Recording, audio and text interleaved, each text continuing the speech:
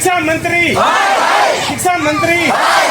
Do साहब इंकलाब जिंदाबाद, प्रशासन मुर्दाबाद,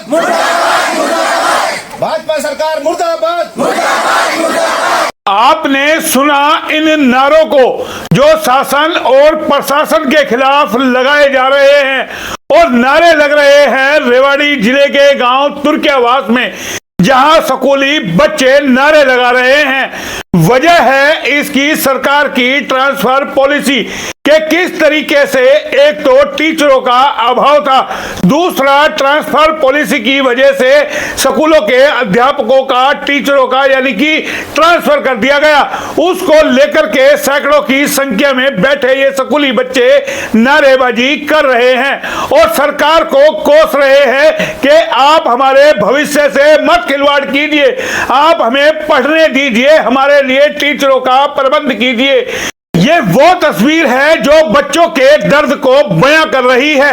कैसे ये छोटे छोटे मासूम बच्चे हैं जो सवेरे स्कूल खोलने के वक्त ही स्कूल पर ताला जड़ के बाहर धरना प्रदर्शन पर बैठ जाते हैं। ये बच्चे बता रहे हैं कि इनसे शिक्षा के नाम पर क्या क्या काम वहां पर करवाया जा रहा है।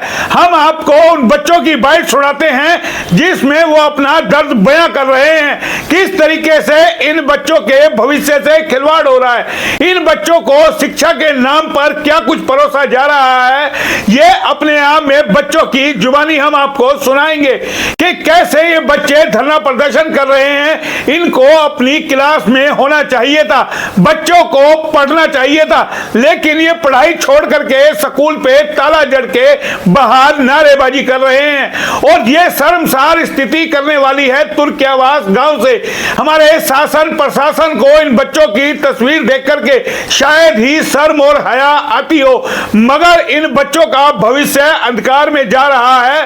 तो ये छोटे छोटे बच्चे गुहार लगा रहे हैं कि आप हमारे भविष्य से मत खेलिए, आप हमें पढ़ने दीजिए और हमारे लिए अध्यापकों का इंतजाम कीजिए।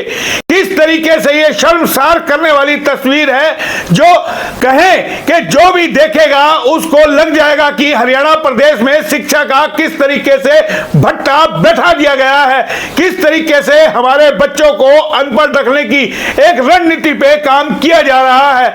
ये तुर्कियावास गांव का स्कूल है और जो आसपास के 20-25 गांव में बताया जाता है कि सबसे टॉप का स्कूल है। यहां पहले टीचरों की संख्या होती थी और बच्चों की संख्या भी यहां पर अच्छी खासी है।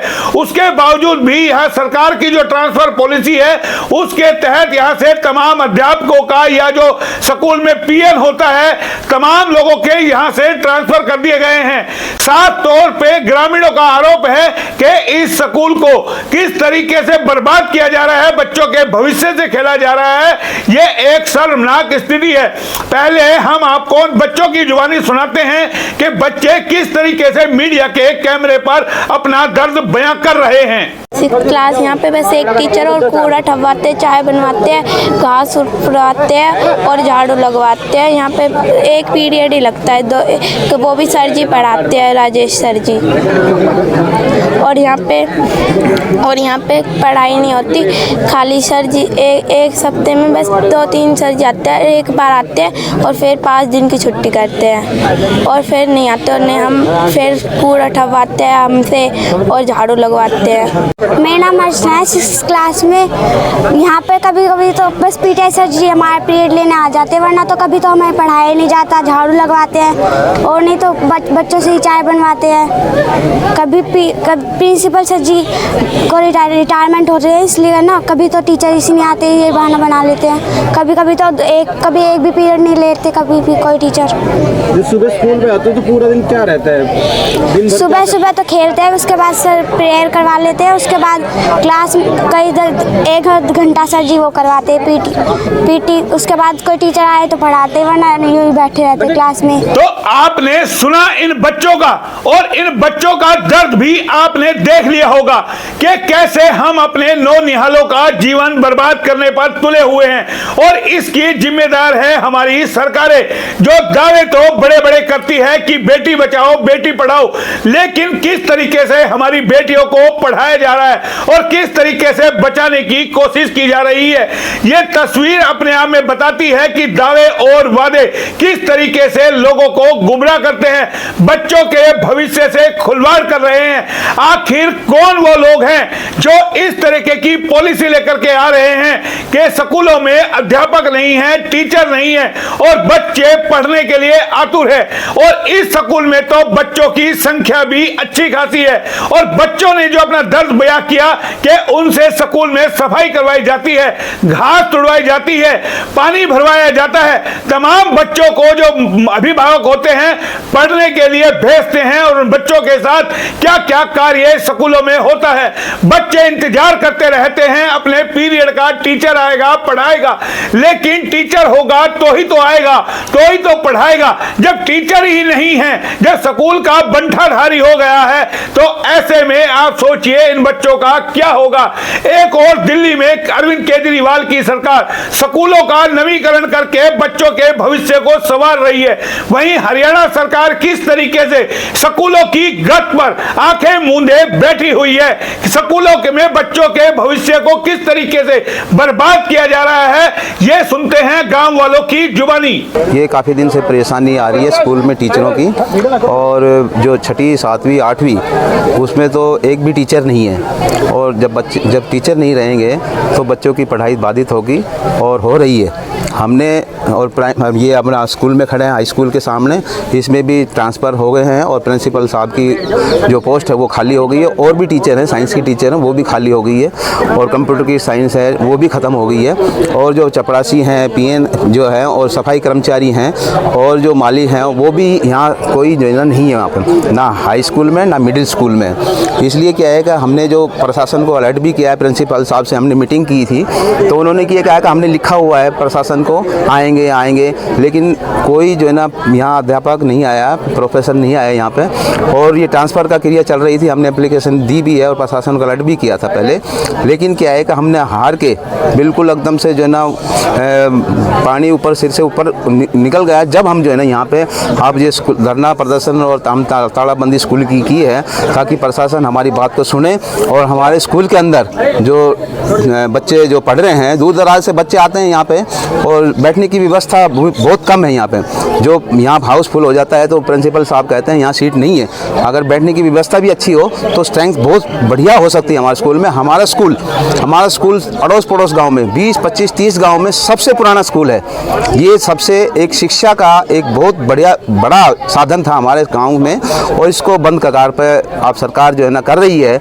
इसलिए हम जो है ना पूरे गाँव का समर्थन लेके ना, और यहाँ पे जैसे हम अभी यहाँ बैठे हैं और जो प्रशासन आएगा, प्रशासन को हमने इतला की है, और टीचर बैठे हैं, बाहर बैठे हैं, बच्चे बैठे हैं, ये जब तक सिरे नहीं चढ़ेगा जब तक हम जो है ना इसकी आवाज़ उठाएंगे। यहाँ पे ग्रामवासियों ने ये कहा है कि अगर यहाँ से बात नहीं बनी तो डीसी ऑफिस हम धरना प्रदर्शन और भूख हड़ताल पे भी जा सकते हैं। हम अपने बच्चों को शिक्षित करना चाहते हैं, पढ़ाना चाहते हैं। आज समाज के अंदर जो अनपढ़ भी बच्चा रहेगा उनको मजदूरी नहीं मिलेगी, और राष्ट्रीय धरोहर है, राष्ट्र की धरोहर है, बच्चे अगर पढ़ेंगे नहीं तो राष्ट्र और समाज और परिवार वो कैसे जो है ना विकसित कर पाएंगे। ये एक सबसे बड़ी अहम भूमिका है, और इसलिए हम जो है ना पूरा गांव समर्थन कर रहा है। और अड़ोस पड़ोस के गांव भी आए हैं यहाँ अपने जो है ना पूर्व जो है ना अपने सरपंच साहब हैं, ये जो अपने पूर्व और भी हैं जो यहाँ पे हमने जो है ना धरना प्रदर्शन किया है और तालाबंदी लगाई हुई है। तो अब आपने सुन लिया कि किस तरीके से तमाम गांव के ग्रामीण हैं वो परेशान हैं, और ये बच्चों की भीड़ बता रही है कि बच्चे क्या आखिर सोचेंगे सरकारों को लेकर के। आने वाले दिनों में इन बच्चों के दिलों में क्या कुछ होगा कि जो हमारी मौजूदा सरकार है हमारे लिए अध्यापकों का प्रबंध नहीं कर पाई, और किस तरीके से प्राइवेट स्कूलों को बढ़ावा देने के लिए योजनाओं पे योजनाएं बनाई जा रही है। सरकार की ट्रांसफर पॉलिसी किस तरीके से बच्चों का भविष्य बर्बाद कर रही है। आखिर ये बच्चे पढ़ेंगे नहीं तो आप खुद ही समझ सकते हैं कि आगे जाके जब बच्चे अनपढ़ और गंवार रहेंगे तो क्या बनेंगे। सिर्फ वो आपके लिए मजदूरी करेंगे। एक और हम कहते हैं कि हम नया हिंदुस्तान बना रहे हैं, विश्व गुरु बनने वाले हैं। क्या ऐसे में हम विश्व गुरु बन पाएंगे? तमाम लोगों से अपील है कि आप कमेंट बॉक्स में जाके बताइए कि आपको क्या लगता है, इन बच्चों को पढ़ना चाहिए या अनपढ़ ही रहना चाहिए? इन स्कूलों में बच्चों के लिए टीचरों का प्रबंध करना चाहिए या फिर सरकार को तमाम टीचरों की ट्रांसफर कर देनी चाहिए?